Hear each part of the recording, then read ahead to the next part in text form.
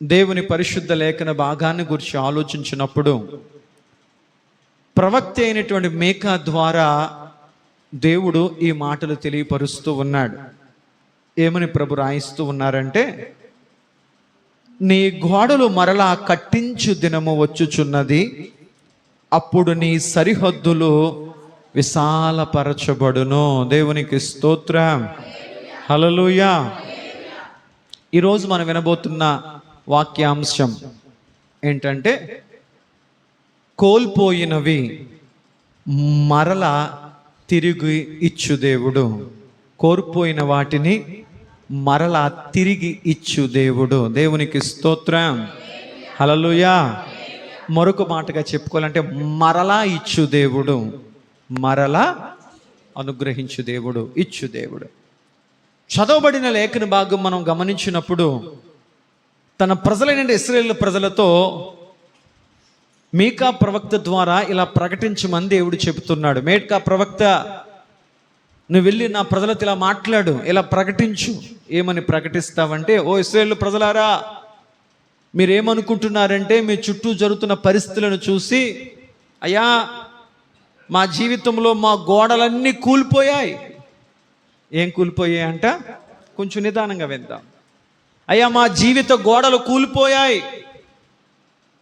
మొన్నటిదాకా మా జీవితం ఏ గోడ మీద నిలబడిందంటే, ఆర్థికము అనే గోడ నిలబడింది. మేము ఇంతలా నిలబడ్డామంటే మా ఆర్థిక పరిస్థితులే కారణం. అవి మాకు ఒక గోడ కింద నిలబడ్డాయి. మా ఆరోగ్యం మాకు గోడ కింద నిలబడింది. మా బంధుమిత్రులు మాకు ఒక గోడ కింద నిలబడ్డారు. మాకున్న సమస్తమైనటువంటి బలగాలు, సమస్తమైనటువంటి సంపాదన, మేము అతిశయ కారణంగా చెప్పుకునే ప్రతీది కూడా మా జీవితంలో గోడలుగా మాకు నిలబడ్డాయి. వీటి మీద మా జీవితాలు నిలబడ్డాయి అనుకున్నాం. కానీ పరిస్థితులు ఎప్పుడు ఒకలా ఉండవు కదా. ఎప్పుడైతే దేవునికి ఇవ్వాల్సిన ప్రాధాన్యత వేరే వాటికి ఇవ్వడం మొదలు పెట్టామో, డబ్బే మమ్మల్ని నిలబెట్టింది. ఈ రోజు ఇలా నిలబడ్డామంటే కారణము డబ్బే. ఆ డబ్బు అనే గోడ మమ్మల్ని నిలబెట్టింది అనుకున్నాం. కొన్ని కారణాల పరిస్థితుల వల్ల మా జీవితంలో డబ్బు అనే గోడ కూలిపోయింది. మా బంధువులే మేము నిలబడడానికి కారణం అని మా బంధువులు మాకు ఒక గోడగా మేము భావించాం. ఆ బంధువులు అనే గోడ ఒక కారణం చేత కూలిపోయింది. మాకున్న మా వారే, మా ఇంటి వారే, మా వారే మాకు బలము అనుకున్నాం. మా జీవితంలో ఏది బలము, ఏది బలగము అనుకున్నామో ఆ గోడ మాకు కూలిపోయింది. మా ఉద్యోగమే మాకు బలం అనుకున్నాం, ఆ గోడ కూలిపోయింది. మా వ్యాపారమే మాకు బలం అనుకున్నాం, ఆ గోడ కూలిపోయింది. మా వ్యవసాయమే మాకు బలం అనుకున్నాం, ఆ గోడ కూలిపోయింది. నాడు మానవుడు ఏదైతే తనకు బలము అనుకుంటున్నాడో, కొన్ని కారణాల చేత ఆ గోడలన్నీ కూలిపోతూ ఉన్నాయి. దేవునికి స్తోత్రం.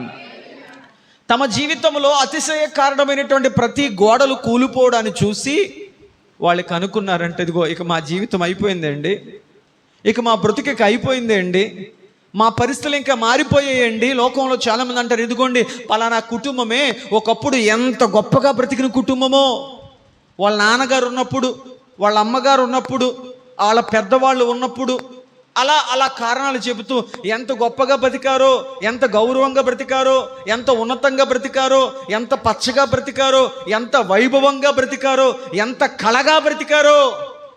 కాలగమనంలో వారికున్న గోడలన్నీ కూలిపోయాయి, పరిస్థితులన్నీ తలకిందులైపోయాయి. ఈరోజు వారి జీవితాలు, వారి కుటుంబాలు కూలిపోయాయి, పాడైపోయాయి, ఎండిపోయాయి అని కొన్ని కుటుంబాల గురించి మనం మాట్లాడుతూ ఉంటాం. మీకా ప్రవక్తతో దేవుడు మాట్లాడుతున్న ప్రజలు చెప్పి, ఇదిగో ఈరోజు మీరు దేన్ని బట్టి అతిశయపడ్డారో ఆ జీవిత పరిస్థితుల గోడలన్నీ కూలిపోయాయని చెప్పి కుంగిపోతున్నారేమో. నా ప్రజలారా, కృంగిపోవద్దు.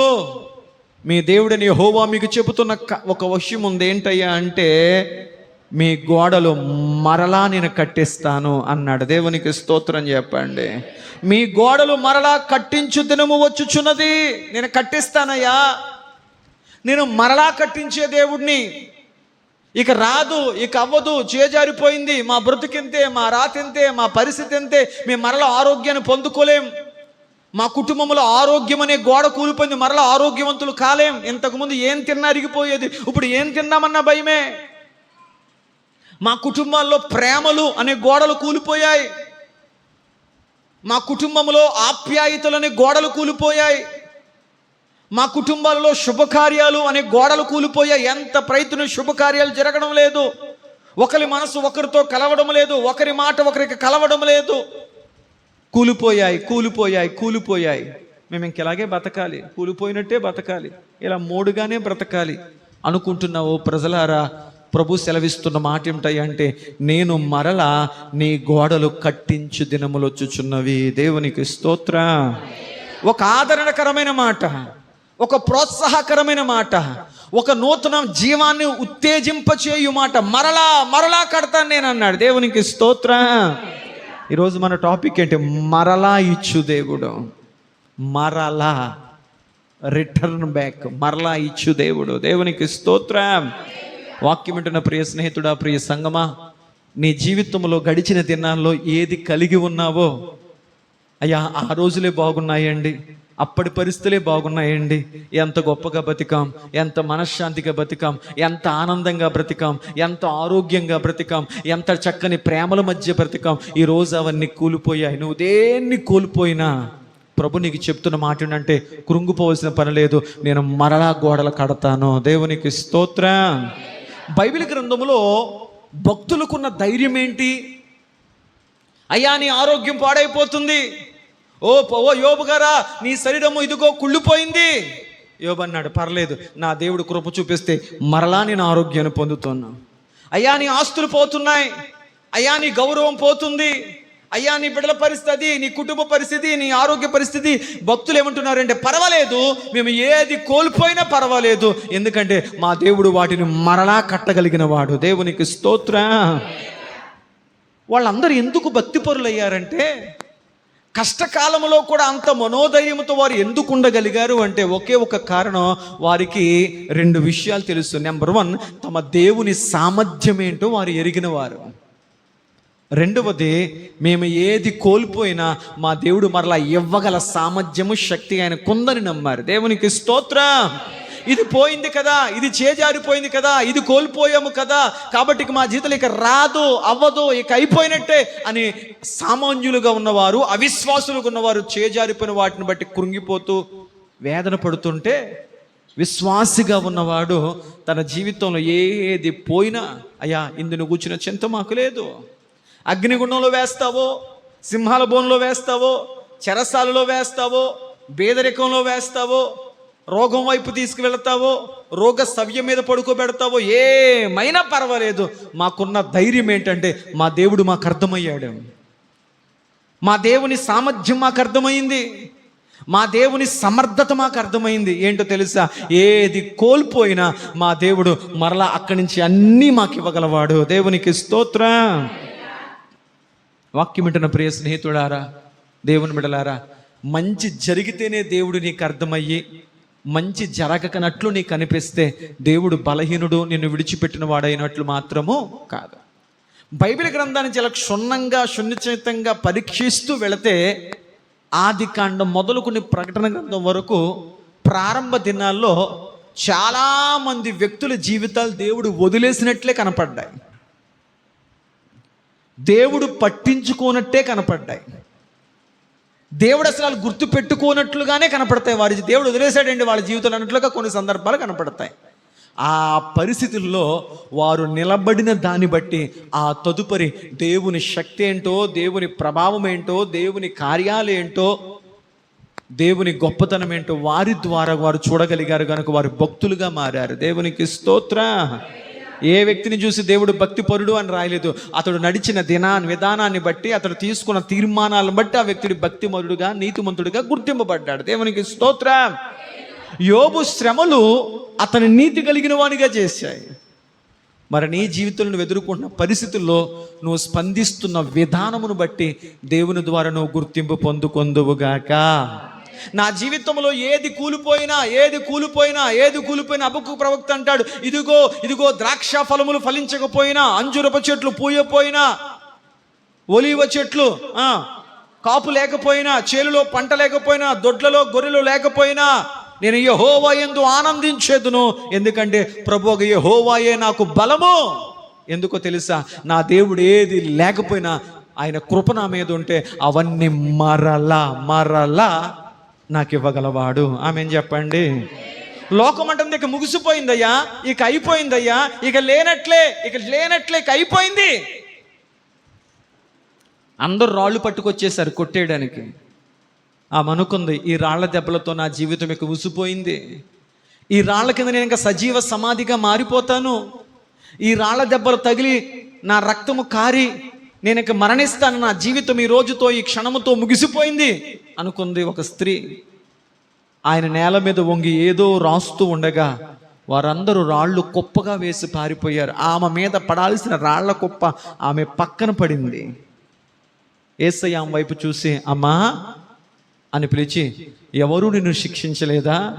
ఆమె అంది, ఎవరూ శిక్షించలేదయ్యా, అయితే నేనును నిన్ను శిక్షించును, సమాధానము గలదానివై వెళ్ళు. ఆమె అనుకుంది, ఈ క్షణముతో నా జీవితం ముగిసింది అని. కానీ యేసయ్య చెప్పాడు, ఈ క్షణముతో నీ జీవితం మరలా ప్రారంభించబడింది. ఆమె బ్రతికినంత కాలము మరలా ఈ తప్పు వైపు కాకుండా ఆయన చూపించిన మార్గం వైపు నడుస్తూ వెళ్ళిపోయింది. దేవునికి స్తోత్రం. హల్లెలూయా, హల్లెలూయా. కాబట్టి వాక్యము ద్వారా ఈరోజు మనం నేర్చుకుంటున్న పాఠం ఏంటయ్యా అంటే జీవిత పాఠము. నా దేవుడు నా జీవితంలో ఏ గోడలు పడిపోయినా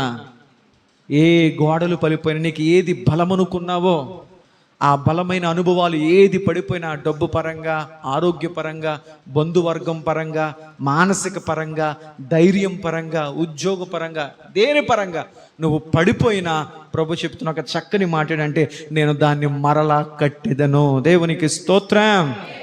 మరలా కట్టు దినములు వచ్చుచున్నవి. ఎప్పుడు తెలుసా? నువ్వు ఆయనకి దగ్గరగా ఉంటే, ఆయనకు నువ్వు అందుబాటులో ఉంటే.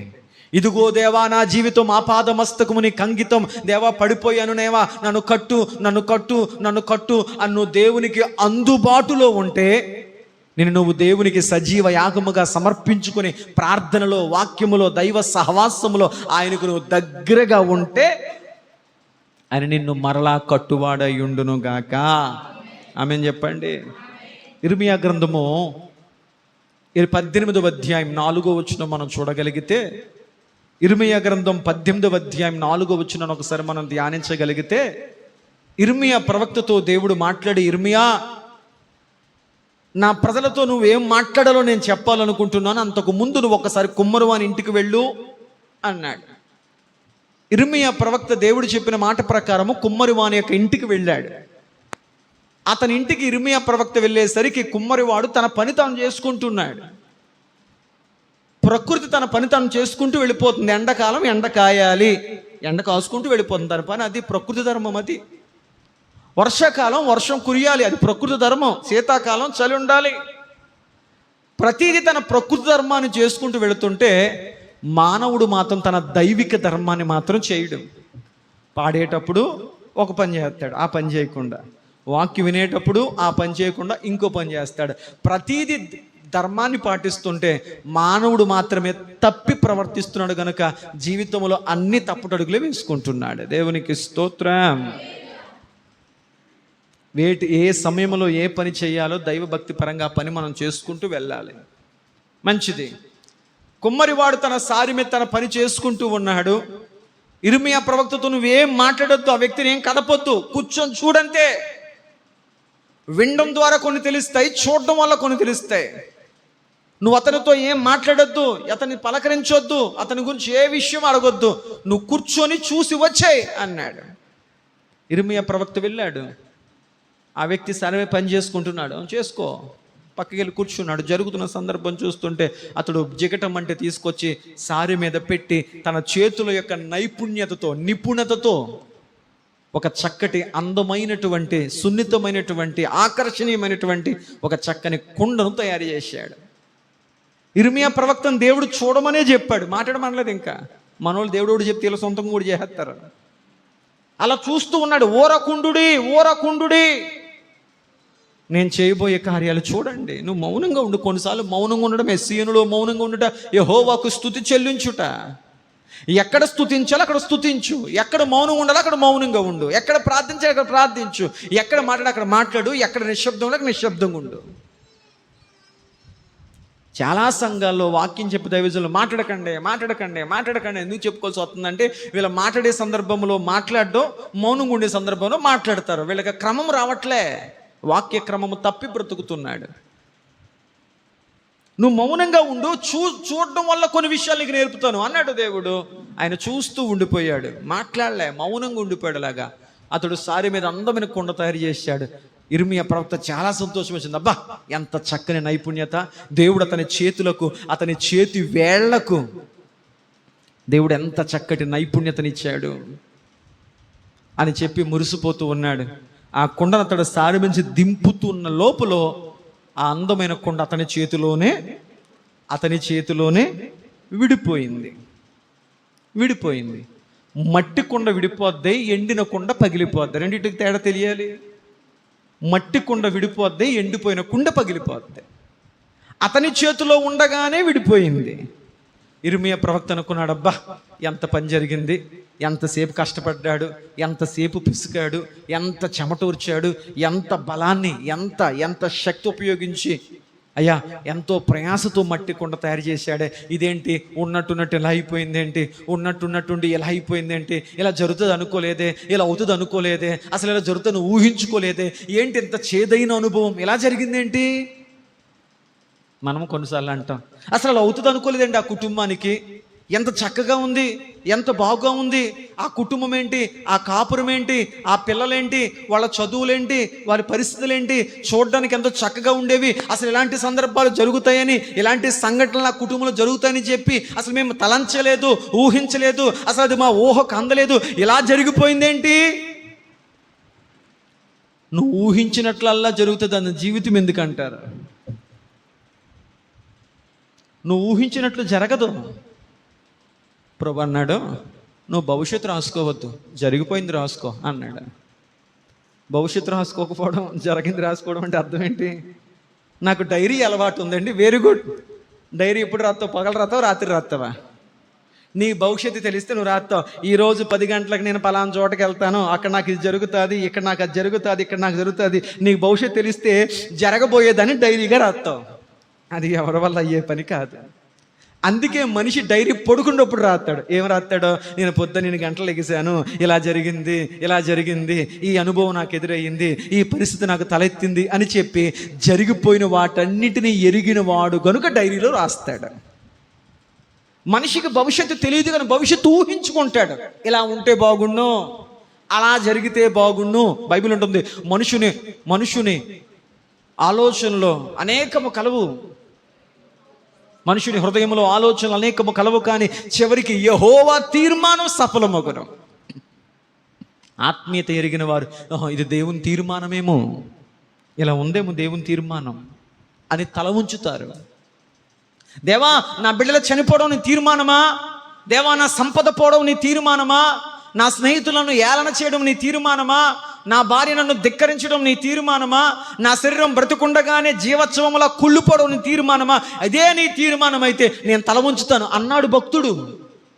దేవా అగ్నిగుండంలోకి వెళ్ళడం నీ తీర్మానమా, సింహాల బోన్లోకి వెళ్ళడం నీ తీర్మానమా, అయితే నీ ఇష్టమైతే మేము తల ఉంచుతాం అన్నారు భక్తులు. ఎందుకు వెళ్ళాలి అనలే, ఎందుకు ఇలాంటి పరిస్థితులు కూడా మేము వెళ్ళాం అనలే. వారు తీర్మానానికి తల ఉంచారు. తీసుకెళ్ళిన దేవుడే మరలా తీసుకొస్తాడని తెలుసు. ఆమె చెప్పండి, తీసుకెళ్ళి వదిలేస్తాడు అనుకోలే. మన పిల్లోడు సైకిల్ దొక్కుతుంటే వెనకాల మనం పట్టుకుంటాం అంటాడు, వాడికి వచ్చి మొదలు అంటే మరి వదిలేస్తేను అంటాడు. వాడికి నమ్మకం లేదు మన మీద. నువ్వు తొక్కరా నానా, నేను పట్టుకుంటానంటే ముందడికి వచ్చి డౌట్ ఏంటి, మరి నువ్వు వదిలేస్తే, నేను పడిపోతే నా పరిస్థితి నన్ను నమ్ము. భయము వెనుకున్న వాడిని నమ్మనివ్వదు. తండ్రి అయినా నమ్మనివ్వదు. పడిపోతానేమో, తగిలేస్తాయేమో, ఏమైపోద్దేమో. కానీ దేవుడు అన్నాడు, నేనున్నాను, నమ్ము. భక్తులు నమ్మి వెళ్ళిపోయారు లోపలికి. అంటే దేవుడు తీసుకొస్తాడు మరలా. ఆమె చెప్పండి, మరలా ఆయన తెచ్చుకుంటాడు. భూమి మీద నూకలుండ బట్టి బతికాడు అంటది లోకం. భూమి మీద నూకలుండ బట్టి కాదు, వాడికి స్తుతించే రోజులు ఉన్నాయి కాబట్టి దేవుడు తీసుకొచ్చాడు వెనక్కి. ఆమె చెప్పండి, నువ్వు దేవుని స్తుతించే రోజులు నీ జీవితంలో ఇంకా ఉన్నాయి కాబట్టి, నా కుమారుడా రాబో దినాల్లో నీ ద్వారా నాకు స్తుతి చేరాలి అని దేవుడు భావించాడు కనుక స్తుతించి రోజులు ఉన్నాయి కాబట్టి మరణ పంచుల నుంచి తీసుకొచ్చిన వాళ్ళు ఉన్నారు. నువ్వు ఎంత దేవుడిచ్చినా స్తుతించలేకపోతున్నావు కనుక దేవుడు వదిలేసిన వాళ్ళు ఉన్నారు. ఎందుకంటే మరణములు జీవము దేవుని స్వాధీనం. ఒక మనుషుని యొక్క జనన మరణములు యెహోవా స్వాధీనము. ఆయన కొరకు బ్రతికావా, నీ మీదకి జీవం వస్తుంది. నీ కొరకే బ్రతికావా, నీ మీదకి మరొకటి వచ్చే ప్రమాదం ఉంది. ఏ క్షణం ఏమి జరుగును మీరు ఎరుగరు. దేవునికి స్తోత్ర, హల్లెలూయా. మీరు ఎరుగరు.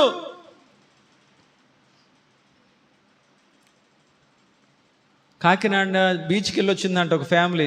నాకన్నా మంచి గట్టి కారే. కార్లు 2 ఫ్యామిలీస్ కాకినాడ వెళ్ళి బీచ్ చూసుకొని వచ్చేస్తున్నారు. రాజానగరం వైపు అక్కడ చిన్న టర్నింగ్ ఉంటుంది, అంటే అక్కడ క్లోజ్ చేస్తారు, పక్క దారి కూడా వెళ్ళాలి. అది మాకు అలవాటైన దారి, ఆత్మాలు అలాగే వెళ్తాం కాబట్టి నాకు తెలుస్తుంది. ఈ కుటుంబంతో వెళుతున్న సరదాలో ఆనందములో ముందు ఆ రోడ్డు బ్లాక్ అయ్యింది, పక్కకి తిరిగి వెళ్ళాలి అన్న విషయం గుర్తించలేనట్టుగా ఉన్నాడు. ఆ ముందు ఒక పాలలారి ఆగి ఉంది. 10 నిమిషాల్లో కుటుంబాలు ఇంటికి వెళ్ళిపోతాయి. 10 నిమిషాల ప్రయాణం. ఈ వేగాన్ని కంట్రోల్ చేయలేక, ఆ ముందున్న దాన్ని చూడలేక వెళ్ళి పాల వ్యాన లారీ కిందకి ఎట్టేశాడు కారు. Spot dead. చిన్న పిల్లలతో సహా మొత్తం 6 చనిపోయారు. శవాలు తీయడం కూడా కష్టతరమైంది. మేము కాకినాడ వెళ్ళే ప్రతిసారి కూడా వస్తా వెళతా ఆ కారు పక్కన ఎత్తదని చూశాను. తుక్కు అయిపోయింది. అంతకు ముందు క్షణంలో జరుగుతున్న ఆ వ్యక్తికి తెలిసి ఉంటే బ్రేక్ వేసి కారు పక్కన ఎడుతుడు. ఆ ప్రమాద గడియ దాటిన అంటాడో శుభముహూర్తం వచ్చినప్పుడు వెళ్దాంలేండి. ఇవి ఏ గడియలంట? దుష్ట గడియలంట, అశుభ గడియలంట. శుభముహూర్తం వచ్చాక వెళ్తాం. నీ జీవితంలో దేవుడు ఇవ్వకపోతే నీకు ఏదీ రాదు. దేవునికి స్తోత్రం. కట్టువాడు, నాటువాడు, నిలబెట్టువాడు, పెళ్ళగించువాడు, సమస్తమును చేయువాడు దేవుడే. కానీ ఆయన బిడ్డలు మాత్రము ఆయన మరలా కట్టడానికి ఇష్టపడతాడు. దేవునికి స్తోత్రం. ఆ కుమ్మరివాని చేతులు ఉన్న కుండ పగిలిపోయినప్పుడు ఆ చూసిన ప్రవక్త ఎంతో వేదనంతో కలవరతో, అయ్యో ఎంతో కష్టపడి చేసుకున్నాడే కుండ ఏంటి ఎలా అయిపోయింది? ఇర్మియా గారికి ఒక రకమైన మదనపాటు, వేదనపాటు వచ్చేస్తుందంటే ఏంటి ఇలా అయిపోయింది. కొన్నిసార్లు మనం అనుకుంటే ఏంటి నా జీవితం ఇలా అయిపోయింది, ఏంటి నా భవిష్యత్తు ఇలా అయిపోయింది, ఏంటి నా రాత ఇలా అయిపోయింది, ఏంటి నా పరిస్థితి అయిపోయింది, ఎన్ని ఊహించుకుంటే నా రాత ఏంటి అర్ధాంతరంగా ఇలా అయిపోయింది. కానీ ఆ కుమ్మరివాని ముఖంలో విచారం కానీ, చింత కానీ, బాధ కానీ, అయ్యో నా కష్టం వృధా అయిపోయిందే, అయ్యో నా కుండ పాడైపోయిందే అనే ఆలోచన లేదంట. ఒక చిన్న చిరునవ్వు నవ్వుకొని, మరలా దీన్ని తయారు చేయాలా అనుకుని ఒక చిన్న చిరునవ్వు నవ్వుకొని, ఒక చిన్న నిట్టూర్పు విడిచి ఆయన మరలా ఆ కుండను పిసికి మునుపటి కంటే అందమైన కుండగా మార్చాడంట. దేవునికి స్తోత్రం, హల్లెలూయా. అంతటి ముందు క్షణం విచారం, అంతటి ముందు క్షణం వేదన కలిగిన ఇర్మియా గారికి ఆ కుండ అంతకంటే మునుపటి కంటే అందమైన పాత్రగా తయారు చూసి రెట్టింపు ఆనందం కలిగిందంట. ఇది మనిషి యొక్క సైకాలజీ. అప్పుడుకప్పుడు పొంగిపోతాడు, అప్పుడుకప్పుడు కురుంగిపోతాడు, నిలకడగా ఉండడు, బ్యాలెన్సింగ్గా ఉండడు. ఒక వార్త సంతోషాన్ని ఇచ్చేద్దే, ఉబ్బు తబ్బిపైపోతాడు. ఇంకొక వార్త కృంగదీసేద్దే. దాన్నే మన భాషలో పెచ్చు అంటాం. అదొచ్చిన ఆగడం, ఆగ్రహము అనుగ్రహము రెండూ కష్టమే. మీకు తెలుసా, కొంతమంది సంతోషము తట్టుకోలేక గుండెపోటు చచ్చిపోయిన వాళ్ళు ఉన్నారు. బోడంతమంది తెలిసి నాకు. ఆనందం తట్టుకోలేక చచ్చిపోయాడంట. యాంగ్జైటింగ్ డిజార్డర్. ఏ భావోద్రేకం తట్టుకోలేక, ఆనందం తట్టుకోలేక ఆనందములో పారవశ్యం చెందినవాడై ఆనందం తట్టుకునేంత గుండె అతనికి లేక గుండె ఆగిపోయింది. కొంతమంది మానసికంగా కృంగి కృంగి కృంగి గుండె ఆగిపోయినాడు. ఎంత బలహీనం గుండు. అది తట్టుకోలేదు, ఇది తట్టుకోలేదు. ప్రభు కొందనాలు చెప్పు ప్రభు, ఎన్ని మంచి వింటున్నా ఎన్ని చెడు వింటున్నా నా గుండె జాగ్రత్తగానే కొట్టుకుంటుంది ప్రభు. స్తోత్రం, హల్లెలూయా. ఆయన మరలా మరలా మరలా నీకు ఇచ్చుచూ ఉన్నాడు. నూతన దినము ఆరోగ్యాలు ఇస్తూనే ఉన్నాడు. దేవునికి స్తోత్రం. ఇరిమియా వెళ్ళి నా బిడ్డలకు ప్రకటించు, ఆ గూడుపోయిన గోడలు కట్టు దినములు ఎలా వస్తున్నాయో, ఇదిగో ఈ పగిలిపోయినటువంటి వారి జీవితాలు, పగిలిపోయిన వారి బ్రతుకులు, పగిలిపోయిన వారి కుటుంబాలు, పగిలిపోయిన వారి యొక్క ఆరోగ్యాలు, ఇదిగో మరలా నేను కట్టి, మరలా నేను బాగు చేసి, అంతకంటే ఆనందకరమైన, అంతకంటే ఆరోగ్యకరమైన, అంతకంటే సౌందర్యకరమైనటువంటి పాత్రలుగా నేను వారిని మార్చుకుంటాను. కారణం ఏంటి తెలుసా? వారు నా చేతిలో ఉంటే గనుక. దేవునికి స్తోత్రం. హల్లెలూయా, హల్లెలూయా. ఆ పాత్ర మరలా మునుపటి కంటే అందంగా ఎందుకు మరలా నేను కడతానన్నానంటే, ఆ మట్టి నా చేతిలోనే ఉంది కాబట్టి. నీ జీవితానికి ఉన్న గొప్ప భరోసా ఏంటి తెలుసా? కొంతమందిని చూసి, లేదమ్మా నీ జీవితం బాగుంటుంది. ఎలా చెప్పేశారు పాస్టర్ గారు? నా సంతోషం కోసమా? లేదు. మరి ఎలా చెప్పేసావు అంత ధైర్యంగా? నీ జీవితం బాగుంటుంది, నీ కుటుంబం బాగుంటుంది, నీ ఆరోగ్యం బాగుంటుంది. ఎలా చెప్పారు ధైర్యంగా? ఏ ధైర్యంతో చెప్పామంటే, నువ్వు దేవునిలో ఉన్నావు, ప్రార్థనలో ఉన్నావు, ఉపవాసములో ఉన్నావు, యథార్థతలో ఉన్నావు, మందిరంలో ఉన్నావు, అలాగే మోకాళ్ళ మీద ఉన్నావు. ఇదే ధైర్యం. ఏంటంటే నువ్వు దేవుని చేతిలో ఉన్నావంటే నువ్వు మరలా కట్టబడతావు. నువ్వు దేవుని చేతిలో లేకపోతే ఎక్కడికి వెళ్ళినా పగిలిపోతావు. ఈనాడు కొంచెం బాగుపడ్డాక దేవుని వదిలేసి పగిలిపోయి పతనం అయిపోయిన వాళ్ళు చాలామంది ఉన్నారు. ఎంత ఎదుగుతున్నా దేవుని చేతిలో ఎన్నిసార్లు పగిలిపోతున్నా దేవుని చేత మరలా కట్టబడుతున్న వాళ్ళు ఉన్నారు. దేవునికి స్తోత్రం. ఈరొక దేవుని పెట్టుకున్న ధైర్యం ఏంటి? నా జీవితంలో ఏం జరిగినా పర్లేదు, ఆయన చేతిలో ఉంటే ఆయనే మరల నన్ను కట్టుకుంటాడు, నిలబెట్టుకుంటా. నా ఆరోగ్యం ఆయనే చూసుకుంటాడు, నా కుటుంబం ఆయనే చూసుకుంటాడు, నా గౌరవం ఆయన చూసుకుంటాడు. ఒక దేవుని బిడ్డగా బతుకుతున్న నీవు నలుగురిలో కించపరచబడుతూ, నలుగురిలో హేళన చేయబడుతూ, నువ్వు నలుగురిలో తలదించుకునిలా ఉంటే నిజంగా నీ కొరకు రక్తం ఇచ్చిన యేసయ్యకు అది గౌరవం కాదు. నా బిడ్డ గౌరవింపబడితే తండ్రి కూడా నాకది గౌరవం. దేవుని బిడ్డకు బ్రతుకుతున్న నువ్వు గౌరవంగా బ్రతికితేనే ఆయనకు అది గౌరవం. మరి పాస్టర్ గారు, ఎందుకు మా జీవితంలో కొన్ని పరిస్థితుల గుండెలో చెప్పుకోలేని కొన్ని రకాల అవమానాల గుండా వెళుతున్నాయి? బైబిల్ అంటుంది, ఆ మార్గం గుండా తీసుకెళ్ళిన దేవుడే మరలా నిన్ను బలపరిచి అదే మార్గం గుండా గౌరవంగా తీసుకువచ్చును గాక. ఆమేన్ చెప్పండి. దేవుని తలుచుకోండి. ఎంతసేపు అండి దాన్ని దీనిగా, దీన్ని దానిగా మార్చడానికి తిరగడం ఎంతసేపు? మొదటి వారు కడపటి వారు అయిపోతాడంట, కడపటి వారు మొదటి వారు అయిపోతాడంట. లోకం అంటది వాళ్ళు బళ్ళు, బళ్ళు వాళ్ళు.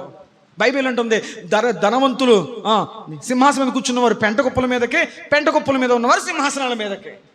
అవలేదా?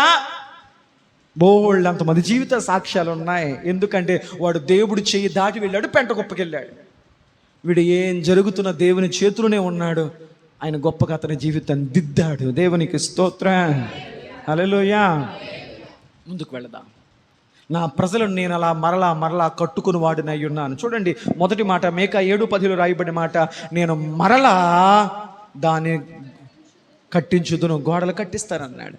ఈరోజు నీ జీవితంలో ఏవైతే పరిస్థితులు కూలిపోయావు అనుకుంటున్నావు, ఆర్థికంగా కూలిపోయినండి, ఆ ప్రార్థనలో పడిపోయినండి, మోకాళ్ళ జీవితంలో పడిపోయినండి, విశ్వాస జీవితం అనే గోడ పడిపోయిందండి. నువ్వు దేనిలో పడిపోయినా ఆయనకు సమీపస్తుడిగా, ఆయనకు దగ్గరగా బ్రతుకుతున్న వ్యక్తి అయితే ప్రభు నిన్ను బలపరిచే మాట ఏమిటయ్యా అంటే, నేను మరలా నిన్ను కట్టుకుంటాను, నువ్వు నాకు దగ్గరగా ఉన్నావు కాబట్టి.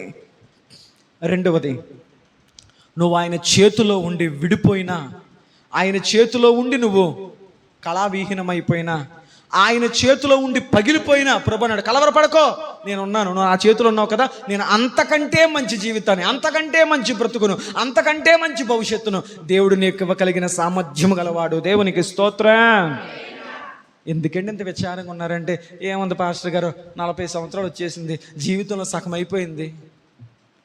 అయిపోయిన సగాన్ని బట్టి బాధపడుతున్నావు, ముందున్న సగం పరిస్థితి ఏంటి? చాలామందికి కొంత వయసు రాగానే నీరు గారిపోద్ది. నిశ్చయమనం ఎవడి వల్ల కాదు, రొంగేసుకుంటే తప్ప. కానీ దేవుడు ఎంత గొప్పవాడంటే, ఆయన చేతులు ఉన్న వారికి దేవుడు ఎంత గొప్ప శక్తి ఇచ్చాడంటే, కుళ్ళిపోయిన దేహాలు పసిపిల్లల దేహాలుగా మారిపోయాయి. మాట వింటే కుష్ఠరోగి పసిపిల్లోడుగా బయటకు వచ్చాడు. నూతన శక్తి, నూతన బలం దేవునిలో ఉంటే అన్ని ప్రభు మనకి ఎప్పుడు ఏది జరగాలో సమయం ప్రకారం ప్రభు సమస్తాన్ని ఇస్తాడు, నువ్వు ఆయన చేతులు ఉండగలిగితే. దేవునికి స్తోత్రం. హల్లెలూయా.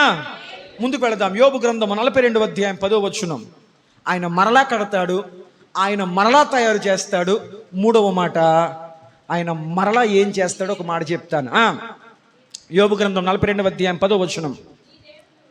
మరియు యోబు మరియు యోబు తన స్నేహితుల నిమిత్తము ప్రార్థన చేసినప్పుడు యెహోవా అతని క్షేమ స్థితిని మరలా అంటర్లైన్ అతనికి దయచేసెను. దేవునికి స్తోత్రం. మరలా కట్టుదును, మరలా తయారు చేయుదును. ఇక్కడ మరలా దయచేసాను. దేవునికి స్తోత్రం. రోజు మన టాపిక్ మరలా. మరలా యోబు గారు ప్రార్థన చేశాడంట. ఆ ప్రార్థన దేవుడు విని చాలా ముచ్చట పడిపోయాడంట. ఆ ప్రార్థన విన్న దేవుడు యోబుకు క్షేమస్థితిని మరలా దయచేయాలని ఆశపడ్డాడంట. దేవునికి స్తోత్రం.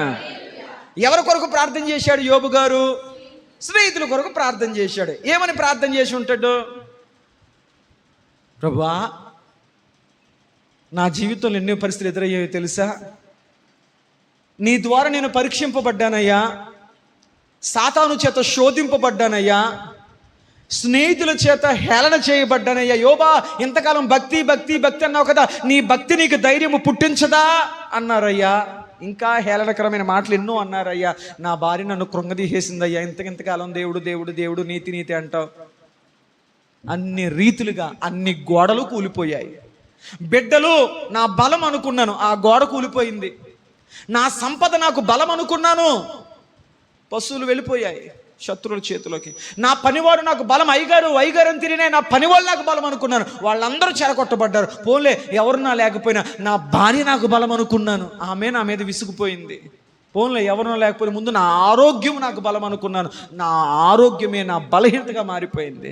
దేవా, నాకెన్ని బలాల గోడలు కూలిపోయినా ఇదిగో యెహోవా యందు నేను ఆనందిస్తాను. ప్రభువు యెహోవాయే నాకు బలము. అంజురపు చెట్లు పూయకపోయినా, ద్రాక్ష చెట్లు ఫలింపపోయినా, ఒలివ చెట్లు కాపు లేకపోయినా, చేలలో పైరు లేకపోయినా, దొడ్లలో ధాన్యం, దొడ్లలో పశువులు లేకపోయినా, నేను దేవుని యెహోవా యందు ఆనందించేదును. ఎందుకంటే ప్రభువు యెహోవాయే నాకు బలము. భక్తులు దేవుణ్ణి బట్టి బలాన్ని తెచ్చుకున్నారు. దేవునికి స్తోత్రం. ఈనాటి భక్తులు జోబులను బట్టి బలం తెచ్చుకుంటున్నారు. బరువుగా ఉంది, పర్లేదు, మనకు బలం ఉన్నట్టే. మనకి ఎంతమంది ఫాలోవర్స్ ఉన్నారు, మనకు బలం ఉన్నట్లే. కానీ భక్తులకు బలము దేవుడు. దేవునికి స్తోత్రం. హల్లెలూయా. యోబు చేసిన ప్రార్థన విన్న దేవుడు ముచ్చటపడి, యోబా, ఎంత స్థితిలో కూడా నీ స్నేహితుల కొరకు ఎంత చక్కని ప్రార్థన చేసావయ్యా అనుకున్నాడు అంట దేవుడు. ఏమని ప్రార్థించుంటాడు? అంతకుముందు అతని స్నేహితులందరూ యోబుని ఏమని మాట్లాడారు? హేళన పరుస్తూ, కించపరుస్తూ, ఎత్తు పొడుస్తూ, హేళన చేస్తూ, మీ ఇంటికి కొత్త ఎప్పుడు వచ్చినా కానీ దేవుడు దేవుడు దేవుడు దేవుడు, అలా ఉండొద్దు, ఇలా ఉండు, అది కాదు ఇది కాదు అని చెప్పి తెల్ల లెగితే భక్తి భక్తి భక్తి అన్నావు కదా, ఏంటి నీ పరిస్థితి అయిపోయింది, నీ దేవుడు ఏం చేయగలిగాడు అని చెప్పి స్నేహితులు యోబు గారిని అన్ని రీతిలుగా, ఒకవేళ యోబు గారి స్థానంలో ఉండి నిన్ను బాధించిన వారి కొరకు ప్రార్థించాల్సి వస్తే ఏమని ప్రార్థన చేస్తారు? మాట్లాడండి ఒకసారి, నోరు తెరవాడు. ప్రభువా, నేను మంచిగా జాగ్రత్తగా బతుకుతున్నా, ఇదిగో వాళ్ళు నా మీద నిందేశారు, ఆవిడ నన్ను తిట్టింది, ఈవిడ నన్ను ఇలా అంది, ఆ కుటుంబం నా మీద ఇలా చాడీలు చెప్పింది, వాళ్ళు నా మీద ఈ మాటలు అన్నారు, అలా జరిగింది ఇలా జరిగింది, వాళ్ళు ఎలా బాధ పెట్టారు అని చెప్పి చివరికి వచ్చేసరికి నన్ను బాధ పెట్టిన వాళ్ళు అందరూ కూడా పూర్తి చేసేయండి. నన్ను తిట్టిన వాళ్ళు, నా మీద నిందలేసిన వాళ్ళు, నన్ను బాధ పెట్టిన వాళ్ళు, నన్ను గాయపరిచిన వాళ్ళు, నన్ను ఏడిపించిన వాళ్ళు, నన్ను ఇలా చేసిన వాళ్ళు, వీళ్ళందరూ కూడా అంటాం. కానీ యోబు అనలే, దేవా, ఏదో తెలుసో తెలియక ఏదో మాట్లాడేశారు ప్రభువా, నా స్నేహితులను బట్టి నేను అడుగుతున్నాను క్షమాపణ, దయచేసి నన్ను బట్టి నా స్నేహితులను క్షమించవా? దేవా, వీరు ఏం చేయించున్నారు, వీరు అడుగురు కనుక దేవా దయచేసి నన్ను బట్టి ఇదిగో నన్ను హింసిస్తున్న వారిని ఒకసారి క్షమించవా? రాళ్లతో కొట్టి బాధిస్తున్న వారిని చూసి తెప్పని అన్నాడు, ప్రభువా దయతో వీళ్ళు ఏం చేస్తున్నారో వీడికి తెలియదు ప్రభువా, దయచేసి నన్ను బట్టి ఈ రాళ్లతో కొట్టిన వారిని క్షమించవా? ఇది భక్తుల మనస్సులో. రాళ్లతో కొడుతుంటే, రక్తాల కారుతుంటే వాళ్ళని క్షమించు అన్నారు కనుక వాళ్ళు ఆత్మీయులయ్యారు, దేవుని స్థానంలో వారు నిలబెట్టబడ్డారు జీవగ్రంథములో. దేవునికి స్తోత్రం. మరి ఈనాటి భక్తులు, నువ్వు ఒకటంటే నేను మసాలా వేసి 3 అంటాను. మీకు తెలియదేంటి పాస్టర్ గారు, ఇప్పుడు మౌనంగా ఉన్నామనుకో చేతకంతనంగా, చిన్నతనంగా, అసమర్థతగా కనపడుతుంది. ఈరోజు 1 అన్నారు, రేపు 2 అంటారు, ఇప్పుడే మనం 3 ఇచ్చేసామనుకో ఇంకోటి అనరు. బా ఏం పాఠం. కానీ ప్రభు అంటున్నాడు, స్వస్థ బుద్ధి గల ఆత్మ నీకు పరిశుద్ధాత్మ ద్వారా నడిపింపు పొందగలుగుతావు. స్వస్థ బుద్ధి. వదిలే ఏమనుకుంటారు అనుకొని. ఈరోజు తెలియక అన్నారు, రేపు తెలుసుకుంటారులే, అప్పుడు అంతకంటే ఎక్కువ పశ్చాత్తాపడతారులే. నన్ను అందుకు దేవునికి స్తోత్రం. నా మంచితనము, నా స్వభావము, నా క్యారెక్టరు, నా బుద్ధి, నేను ఏంటో ఈరోజు అర్థం కాలేకన్నారు, ఏదో రోజు తెలుసుకుంటారులే. తెలుసుకున్నాక అన్నందుకు అంతకంటే ఎక్కువగా ప్రభు ఒకే మాట అన్నాడు, నీ శత్రువు నువ్వేం చేయొద్దు, నీ శత్రుని ఇంటికి పిలిచి భోజనం పెట్టు, నీ పగవాడిని ఇంటికి పిలిచి ప్రేమతో భోజనం పెట్టు, అప్పుడు వాడి నెత్తి మీద నీవు నిప్పుల కుంపడి పెట్టిన వానితో సమానము అన్నాడు. దెబ్బకు దెబ్బ, తిట్టుకు తిప్పు, కక్షకు కక్ష పరిష్కారం కాదు. నువ్వు ప్రేమను చూపించు, నిన్ను ద్వేషించి వారి కొరకు ప్రార్థన చేయి, నీ శత్రువుని ప్రేమించు అన్నాడు. దేవునికి స్తోత్రం. యోబు పాటించారు. మరి ఎందుకు మన జీవితాలు మరలా కట్టబడలేకపోతున్నాయి అంటే, మనకెవరితోనా చిన్న తేడా వస్తే, అయ్యి బాబు నీకన్నా పౌరుషం, రోసం, గుంటూరు కారం అంతా నీ ఒంటికే ఉంటుంది. అయ్యి బాబు నా దగ్గర తేడా వస్తే, మరి నీ దగ్గర తేడాలు వస్తున్నాయి దేవుడికి. మరి నువ్వు ఎన్ని చేసేస్తున్నావు దేవుడికి విరుద్ధంగా, ఎన్ని మాటనేస్తున్నావు, ఇవన్నీ దేవుడు క్షమించుకుంటూ వెళ్ళిపోవాలి. నువ్వు మాత్రం అస్సలు ఎవరిని క్షమించవు. దేవుడు నీకన్నీ అద్భుతాలు చేయాలి. ఎందుకు దేవుడు నిలిపేస్తున్న కార్యాలు కొంతకాలం ఆగు ఆవిడ మారేదాకా వద్దు అని అంటున్నాడు దేవుడు. మారుపు వస్తేనే గేడు తీస్తాడు ఆయన. దేవునికి స్తోత్రం. ఎన్ని ఆశీర్వాదాలు ట్రాఫిక్ జాములు ఆగిపోయాయి నువ్వు మారకపోవడం వల్ల. యోబు తన స్నేహితుల క్షేమం కొరకు ప్రార్థించాడంట. ప్రభా దయచేసి కోపడొద్దు నాయన, నీ దాసుని ఏదో అంటున్నారని చెప్పి నువ్వు కోపడొద్దు నాయన, నువ్వు కోపడితే వాళ్ళ కుటుంబాలు వాళ్ళు నాశనం అయిపోతారు ప్రభా, ఆ ఉగ్రత వాళ్ళ మీదకి రాకూడదు, నా స్నేహితుడికి నేను బోధించుకుంటాను, నా స్నేహితుడికి నేను నచ్చజెప్పుకుంటాను ప్రభా, దయచేసి నా స్నేహితులను క్షమించవా అని యోబు తన స్నేహితుల క్షేమము కొరకు, బాధించిన వారి క్షేమం కొరకు ప్రార్థన చేశాడు. భక్తులంతా చేసింది అదే. మరి మనం ఏం చేస్తాం? మిమ్మల్ని ఆత్మపరిశ సరి చేసుకోండి. యోబు చేసిన ప్రార్థన దేవునికి ముచ్చట అనిపించింది. యోబు చాలు ఇంకొద్దయ్యా, ఇక నలపలేను నేను అని చెప్పి దేవుడు ఆ ప్రార్థన అయిన వెంటనే ఉంది కదా అక్కడనే, ఇంకా కొద్ది కాలం ఆగుదాం అనలే, ఆ ప్రార్థన విన్న వెంటనే యోబుకు దేవుడు క్షేమ స్థితిని మళ్ళా రప్పించేశాడు. దేవునికి స్తోత్రం. కొన్ని నిర్ణయాలు, కొన్ని ప్రార్థనలు దేవుడు నీకు వెంటనే పని చేయాలి అన్న ప్రేరణ దేవుడికే కలిగిస్తాయి. ఆమేన్. కొంతమంది ప్రవర్తన, కొన్ని మాటలు, కొన్ని ప్రార్థనలు విన్నాక పర్వాలే వాడికి తెలుసుకున్నాకే చేద్దాం అని కొన్ని కార్యాలు నిదానంగా ఆగిపోతాయి. లోపం దేవుళ్ళో లేదు, లోపం మనిషిలోనే ఉంది. దేవునికి స్తోత్రం. ఒక ఆయన నాకు చెప్పాడు ఒక మాట,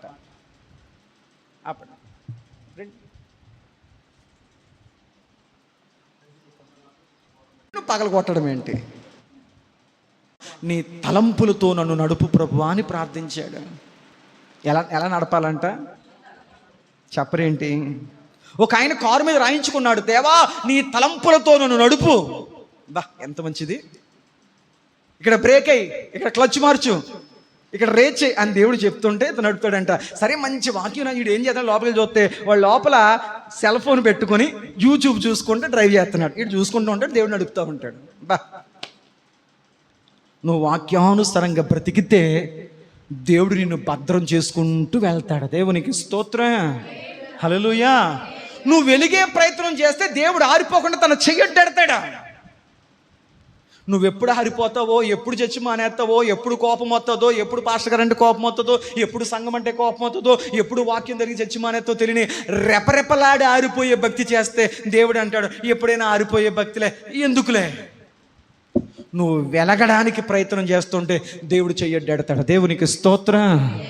హల్లెలూయా. మీకు అర్థమైంది?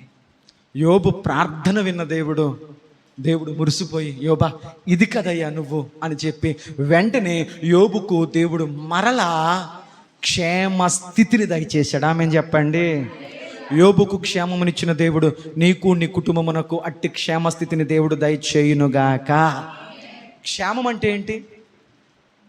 క్షేమము మంచి సబ్జెక్ట్, ఎప్పుడైనా మాట్లాడుకుందాం. క్షామం అంటే కరువు. మీనాడు చాలామంది జీవితంలో ఆత్మీయ క్షామం వచ్చేసింది. ప్రార్థన ఈ మధ్య మానేశానండి, కుటుంబ ప్రార్థన ఈ మధ్యన వీలు పడతలేదండి, ఏకాంత ప్రార్థన అసలు కుదరడం లేదండి, వాక్యం చదవడం అసలు వీలు పడతలేదండి. ఆత్మీయ క్షామం, ఆత్మీయ కరువు. భక్తికేమో కరువు పెట్టి ఎండబెట్టేస్తారంట, దేవుడు మాత్రం సంచులు నింపుతాడంట. ప్రభు నీ గుప్పులు విప్పవా, గుప్పులు విప్పవా, గుప్పులు విప్పవా. ప్రభు అన్నాడు, ముందు నీ ఆత్మీయ క్షేమాన్ని క్షేమంగా మార్చుకో, ఆత్మీయ క్షేమాభివృద్ధి వైపు వెళ్ళు. భక్తి పచ్చగా ఉంటే కుటుంబం పచ్చగా ఉంటుంది. ఆమేన్, ఆమేన్,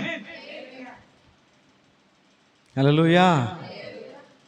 క్షేమము అంటే ఒకే ఒక మాట ఏంటంటే, ఇక దేన్ని గూర్చిన గలిబిలి. నేను అనుకుంటున్నాను ఈ స్థితి అయిపోయిన తర్వాత దేవుడు మరలా యోబు గారికి ఆరోగ్యం ఇచ్చేశాక, మరలా భార్యను బలపరిచాక, సంతాన ప్రాప్తి 10 మందిని ఇచ్చేసిన తర్వాత, కుళ్ళిపోయిన దేహానికే 10 మంది పిల్లలు ఇచ్చిన దేవుడు మనకివ్వడా? మొత్తం ఎక్కడి నుంచి పడిపోయిందో అక్కడి నుంచి మరలా కట్టడం మొదలెట్టాడు. అతి తక్కువ టైంలో అంతకు 2 రెట్లు ప్రభు ఇచ్చేసాడు. దేవునికి స్తోత్రం చెప్పండి, హల్లెలూయా. క్షేమం అంటే ఏం చెప్తున్నా? క్షేమం అంటే మరలా ఇవ్వడం కాదు, ఇచ్చాడు. క్షేమం అంటే ఏంటంటే మరలా బతుకున్నంత కాలం. యోబు గారి జీవితం చూస్తే ఆయన అనేక తరాలు బతికాడు, అనేక సంవత్సరాలు బ్రతికాడు. బతికినంత కాలంలో యోబు గారికి ఒక్క ఆలోచన మాత్రం రాలంటే, మొన్న జరిగినట్లు మళ్ళీ జరుగుతుందేమో అన్న ఆలోచన ఆయనకి రాలే. మళ్ళీ ఎందుకు తెలుసా? అది అయిపోయింది, పరీక్ష కాలం ముగిసిపోయింది. ఇక నా బ్రతుకున్నదంత బ్రతుకు దినములన్నీ కృపా క్షేమములని నా వెంట వచ్చును.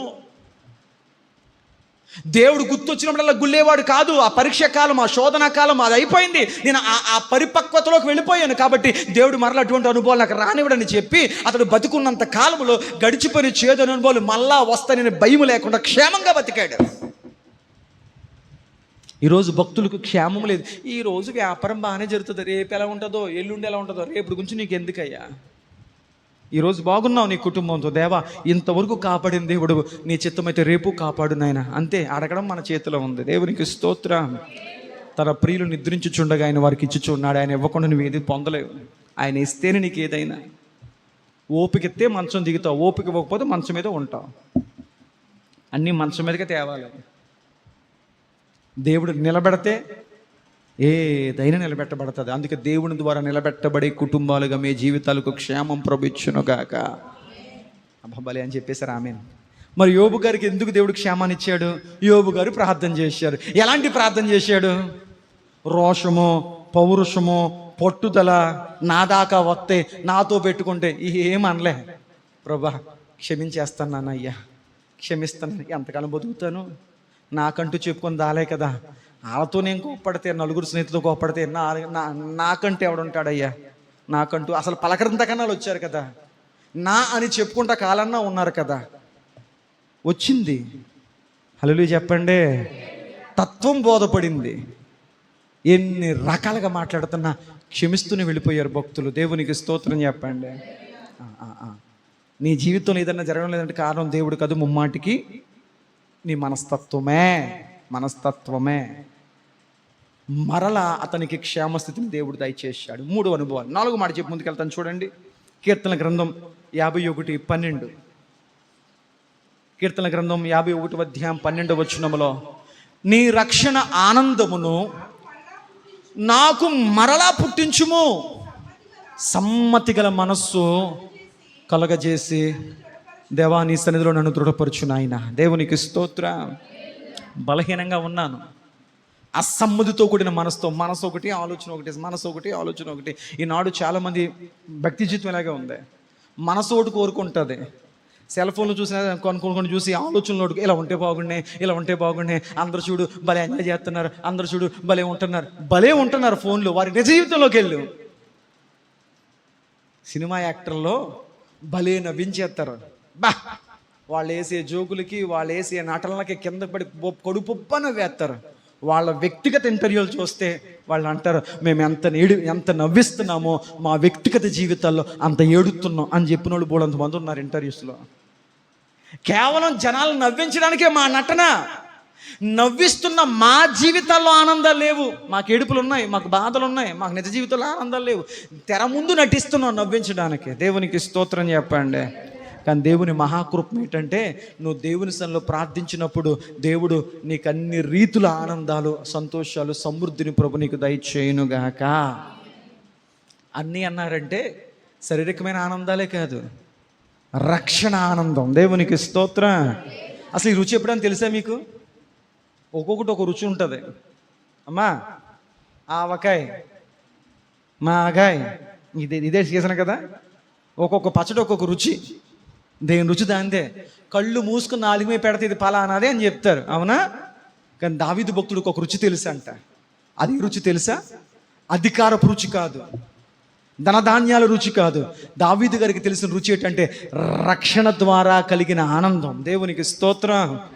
దేవుని భద్రతలో, దేవుని కాపుదలలో, దేవుని సహవాసములో, దేవుని సంరక్షణలో మోకరించి తండ్రి అని పిలిచినప్పుడు ఆ కలిగేటువంటి దివ్యమైన అనుభూతి, ఆ స్పర్శ, ఆ తాకిడి, ఆ ఆనందము దావీదు గారికే తెలుసు. దావీదు గారు అన్నీ ఉన్నా కానీ విచారంగా ఉంటున్నారేంటండి? ఏం తక్కువ మీకు? దావీదు అంటున్నాడు అన్నీ ఉన్నాయి కానీ రక్షణ ఆనందం పుడతాలి ఇదేంటి లోపల. ఆమె చెప్పండి. ఆ మాట జాగ్రత్తగా రాయి, చదవండి. దేవా నీ రక్షణ ఆనందము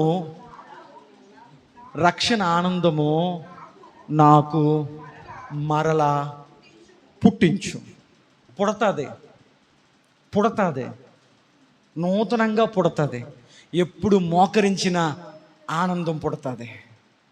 కొంతమందికి ఆనందాలు ఆవిరైపోయి పాడి పాడి పాడి ఎంతసేపు అని పాడతాం, ఆరం చేసి ఎంతసేపు అని చేతులు పైకి ఎత్తుతాం, మోకరించి ఎంతసేపు అని మోకరిస్తాం. ప్రతిరోజు ప్రార్థనలేనా? వాళ్ళ ఆనందాలు దేవునిలో ఆవిరైపోయాయి. కానీ దేవుని బిడ్డ మోకరిస్తే ఒక నూతనమైన ఆనందం పుడుతుంది. ఆమె చెప్పండి. అంటే దేవునితో గడిపే ప్రతి క్షణం ఒక నూతన అనుభవంగా మారునుగాక. ఆ రుచి దావీదు గారికి తెలుసు. ఆనందమును కోల్పోయాడు తాను చేసిన తప్పును బట్టి. కాబట్టి దావీదు గారు మోకరించి, ప్రభువా ఆ రక్షణ ఆనందాన్ని మరలా నాలో కలిగించవా నూతనంగా దేవుని బతిమాలుకున్నాడు. దావీదు గారు ఎందుకు రాత్రులు ఏడుస్తే అతని పరుపు కొట్టుకుపోయింది? చెప్పండి త్వరగా.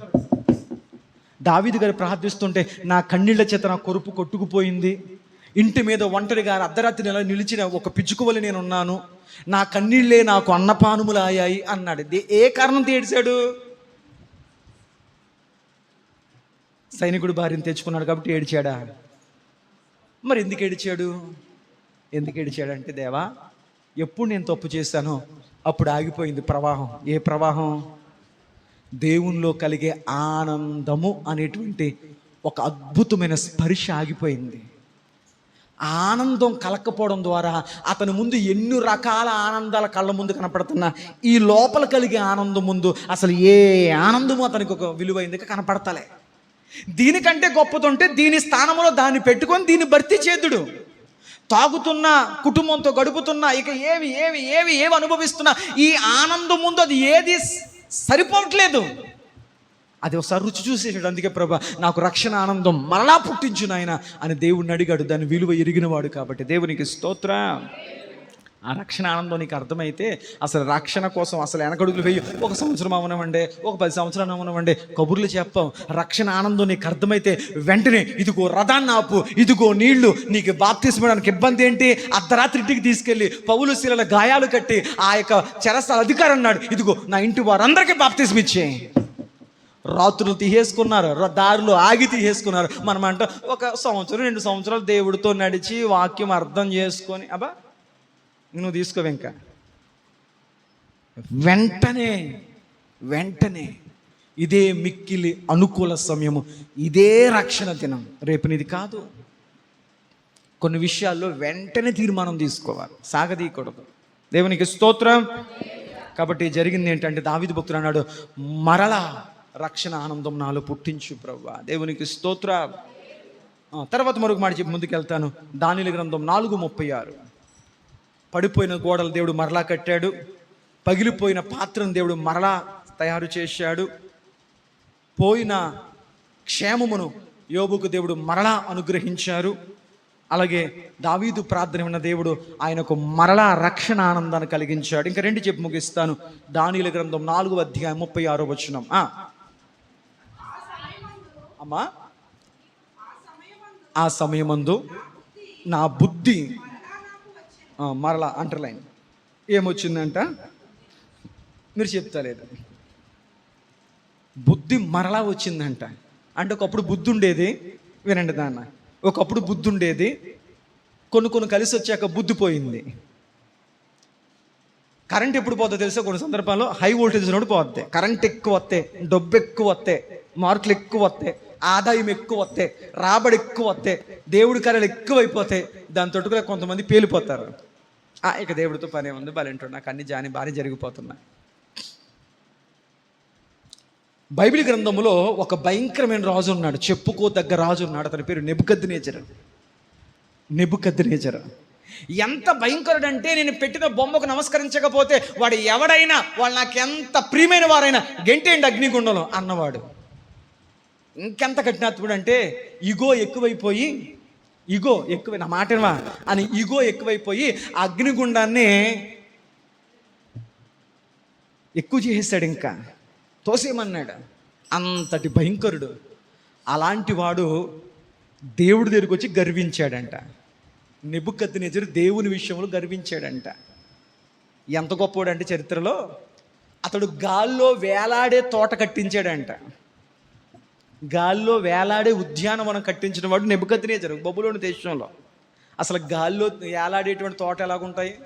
మనకు పాదులు కడతాం తెలుసు, మరి ఎలా ప్లాన్ చేశాడో, ఆ బుర్ర ఏంటో, ఆలోచనలు ఏంటో, గాల్లో వేలాడేటువంటి తోట, ఉద్యానవనాన్ని ఒక తోట కట్టించాడంట నెబుకద్నెజరు కాలంలో.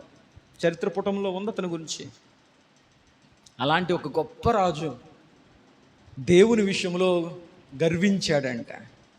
దేవుడి దగ్గర గర్వపడితే ఎలాగుంటుంది? దేవుడు చెప్పాడు, నువ్వు దానిలో చెప్పాడు, నువ్వు దేవుడి విషయంలో గర్వించావు కదా, దానివల్ల ఏంటంటే నీవు జంతువుగా మారి, గాడిదగా మారి, నీ ప్రజల చేత గెంటి వేయబడి, ఓ మహారాజా నువ్వు ఎంత గొప్పడవైనా వచ్చు, దేవుని దగ్గర గర్వపడితే కుదరదు, నువ్వు గాడిదగా మారి, జంతువుగా మారి గడ్డి తింటావు అన్నాడు. అంత గొప్ప రాజు గడాఫే, ప్రధానమంత్రి గడాఫే. ప్రజలే తీసుకొచ్చి వాడిని ప్రధానమంత్రిని చేశారు. అదే ప్రజలు గడాఫీని కొట్టి చంపేశారు. అలాగుంటాయి కొంతమంది జీవితాలు. అసలు ఆయన ఎవరో తెలియదండి చూస్తున్నారు కొంతమంది. మాకు మా తోగుమ్మే తెలుసు.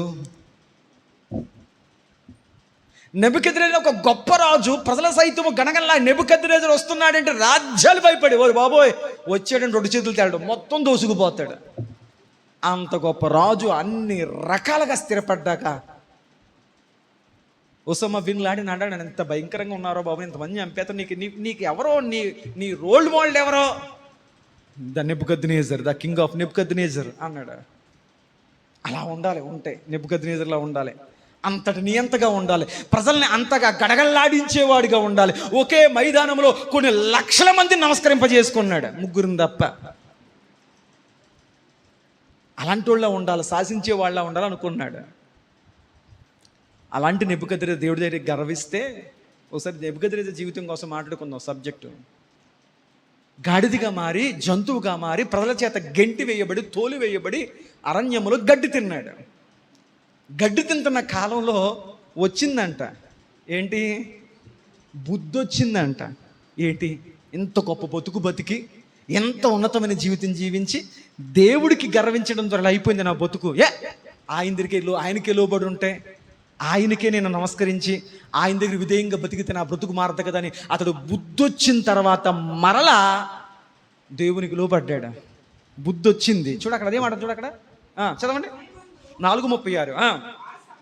ఆ సమయమందు నా బుద్ధి మరలా వచ్చింది. ఒకప్పుడు బుద్ధి ఉండేది, అందుకే ఇదిగో షడ్రక్ మేషక్ అబేద్నెగోలు పూజిస్తున్నటువంటి దేవుడు తప్ప ఇక ఏ దేవుడు లేడు అన్నాడు బుద్ధి ఉన్నప్పుడు. తర్వాత కొంచెం అన్నీ బాగా పెరిగాక, డబ్బు బాగా వచ్చి, జోబులు నిండుకున్నాక, అన్ని పరిస్థితులు బాగున్నాక బుద్ధి కాస్త పోయింది. నువ్వు ఎదుగుతున్నావంటే బుద్ధి మాత్రం పోగొట్టుకోవద్దు. తప్పుపోయిన కుమారుడు బుద్ధి వచ్చాక మరలా వచ్చాడు తండ్రి దగ్గరికి. అలాగే ఇతడు బుద్ధి వచ్చిన తర్వాత, తన తప్పు అర్థమయ్యాక మళ్ళీ దేవుని క్షమాపణ కోరుకుని దైవ సన్నిధికి వచ్చిన తర్వాత, దేవునికి లోబడిన తర్వాత ఏం జరిగింది? రాజ్య సంబంధముకు ప్రభావమును, నా ఘనతయు, నా తేజస్సును నాకు దేవుడు మరలా ఇచ్చేసాడు. దేవునికి స్తోత్రం చెప్పండి. ఇచ్చాడు దేవుడు. నీకు బుద్ధి చెప్పడానికి తీసేశాడు. నీకు బుద్ధి వచ్చాక మరలా ఘనత, ప్రభావము. మూడోది, అంతకాలం ఎండకే వానకే గడ్డి మేస్తే ఎడారిలో ఉన్నాడు. ఎలా ఉంటాడు? ఎండిపోయిన నక్కలాగా, పీకేసిన తాటెంకలాగా అయిపోతుంది అంతా. కానీ దేవునికి లోపడ్డ వెంటనే ఆ మహిమ, ఆ తేజస్సు, ఆ ప్రభావం మళ్ళీ వచ్చేసిందంట. బతుకుండగానే కుళ్ళు వాసన కొట్టే కుళ్ళిపోయిన దేహంగా మారింది యోబుది. దేవుని స్పర్శ తగలగానే పసిపిల్లోడిగా మారిపోయాడు. నయమాను కుష్ఠరోగి మాటకు లోబడి 7 సార్లు ములిగాడు. దైవజనుడి మాట విని పసిపిల్లవాడి దేహంగా మారిపోయాడు. నా దేవుడు దేన్నైనా తలకిందులు చేస్తాడు. ఆయన చేతికి నువ్వు దగ్గరగా ఉంటే చాలు, మరలా పుట్టిస్తాడు. ఆమెను చెప్పండి హల్లెలూయా. ఒకప్పుడు బాగా బతికామండి, ఆయన మరణానికి అదే స్థితి ఇస్తాడు. మరలానికి ఇవ్వగలిగిన వాడు. దేవునికి స్తోత్రం. రండి, చివరి మాట చెప్పి ముగించేస్తాను, టైం అయిపోతుంది. యోవేలు గ్రంథం 2వ అధ్యాయం 25వ వచనం. యోవేలు గ్రంథం 2వ అధ్యాయం 25వ వచనం. మీరు కడుపారా తిని తృప్తి పొంది మీ కొరకు కార్యములు జరిగించిన మీ దేవుడైన యెహోవా నామమును స్తుతించున్నట్లు. ఎవరు పంపారంట? ఇది జాగ్రత్తగానండి. నేను పంపిన మిడతలను, గొంగలి పురుగులను, పసర పురుగులను, చీడ పురుగులను అను నా మహాసైన్యం. చాలమ్మ, దేవునికి స్తోత్రం. దేవునికి ఒక సైన్యం ఉందంట. సైన్యములకు అధిపతియగు యెహోవా అనే నామమును ధరించిన వాడు. అబ్బా, ఏం పేరంట ఆయన పేరు? సుతి సుతి సుతి సుతి సోత్రం సోత్రం సోత్రం. అమ్మ చెప్పి ఆయన ఏమై ఉన్నాడు? ఉన్నాడు పాస్టర్ గారు, సుతి సుతి సోత్రం సోత్రం. ఆయన ఏమన్నాడు నీకు తెలుస్తలేదు. ఆయన గురించి చెప్పడానికి బోల్డ్ అని ఉన్నాయి. పరిశుద్ధుడు, మహోన్నతుడు, సర్వోన్నతుడు, సర్వాధికారి, సర్వాంతర్యామి, సైన్యములకు అధిపతియగు యెహోవా. నిరంతర స్తోత్రార్హుడు. ఆయనకు దేవదూతలే సైన్యం కాదు. ఆయనకు నీలాంటి నాలాంటి సైనికులు, ఆత్మీయ సైనికులే కాదు, ప్రార్థనా వీరులే కాదు, ఆయనకు సైన్యం ఉందంట. ఏ సైన్యము? మిడతల సైన్యం, గొంగల పురుగుల సైన్యం, పసర పురుగుల సైన్యం, చీడ పురుగుల సైన్యం. నేను అంటున్నాను, ఈ సైన్యం పని చేయకపోయినా ఈ సైన్యం మాత్రం కరెక్ట్గా పనిచేద్ది. ఏ సైన్యం? ఐగుప్తు దేశంలోకి ఓ వడగంటలారా వెళ్ళండి, ఓ మిడతలారా వెళ్ళండి, ఓ దొద్దులారా వెళ్ళండి, ఓ పేలులారా వెళ్ళండి, ఓ కప్పలారా వెళ్ళండి. అబ్బా, అన్నీ వెళ్ళాయి, అన్నీ పనిచేసాయి. ప్రభు మనకి ఎన్ని చెప్పినా చెయ్యం నేను క్రీస్తు సైనికుడినండి, నియమం ప్రకారం పోరాడుతున్నానండి. నియమమా? చర్చికి టైంకి వచ్చావా? మరి క్రైస్తవ సైనికుడు ఎలా అవుతావు? యుద్ధమందు పోరాడువాడు నియమందు పోరాడకుండా తన దండులో చేర్చువాని కొరకు పోరాడితే చచ్చిపోతాడు. ఆత్మీయ పోరాటం. దేవునికి స్తోత్రం. ఇవన్నీ దేవునికి సైన్యమేనంట. అవన్నీ దేవుడి మాట విన్నాయంట. తినేయండి, తినేసే, ఆపేయండి, ఆపేసే, వెళ్ళిపోండి, వెళ్ళిపోయాడు. ఇదంతా నా సైన్యం అని దేవుడు చెప్పాడు.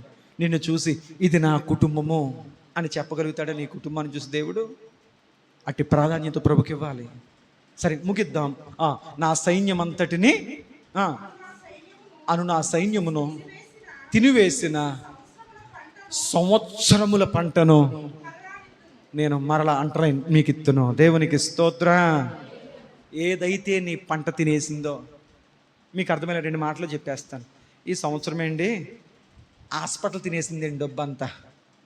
ఈ సంవత్సరం ఏంటి టెస్టులకు అయిపోయినాయండి డబ్బులంతా.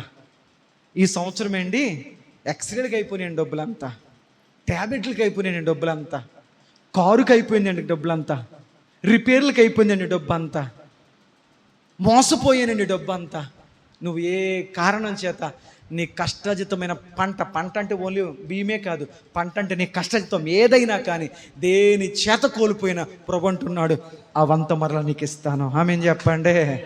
హల్లెలూయా, హల్లెలూయా. పంట అంటే డబ్బులు మాత్రమే కాదు, మీలోంచి వచ్చే పంట వృధా అయిపోతుంది, పంటను కూడా నిలబెడతాడు. ఆమేన్ చెప్పండి. పంట రకరకాల పంటలు, ఏ పంట అయినా, గర్భఫలం అనే పంట, సంపాదన అనే పంట, లేకపోతే ఆర్థికమైన పంట, అది ఏ పంట అయినా తినేసాయి కదా, పాడైపోయినాయి కదా, నిలబడలేదు కదా, పాడైపోయింది కదా, నిలబెట్టలేకపోయింది కదా. అయితే ఇది మొదలుకొని పోయిన పంటంతటిని బట్టి నేను మరలా నీకు పంటనిస్తాను. ఆమేన్ చెప్పండి. ఇందును బట్టి మన ధైర్యం, నా పంటంతా పోయినా దేవుడు నన్ను మరలా ఫలింప చేస్తాడో, నా పంట మళ్ళీ నాకు ఇస్తాడో. ఆమేన్ చెప్పండి. తండ్రి వ్యవసాయదారుడైతే, తల్లి చెట్టు అయితే వచ్చే పంట బిడ్డలు. నీ పంట నేను మరలా నిలబెడతాను, నీ సంపాదన మరలా నేను నిలబెడతాను, నీ జీవితం మరలా నిలబెడతాను, నీ కష్టాన్ని పోనివ్వను, కష్టాన్ని మరలా నేను నిలబెట్టుకుంటాను, మరలా నిలబెడతాను. దేవునికి స్తోత్రం. చాలు, టైం అయిపోయింది. 5-6 విషయాలు నేర్చుకున్నాను. నెంబర్ 1, పడిపోయిన నీ గోడలు కడతాను.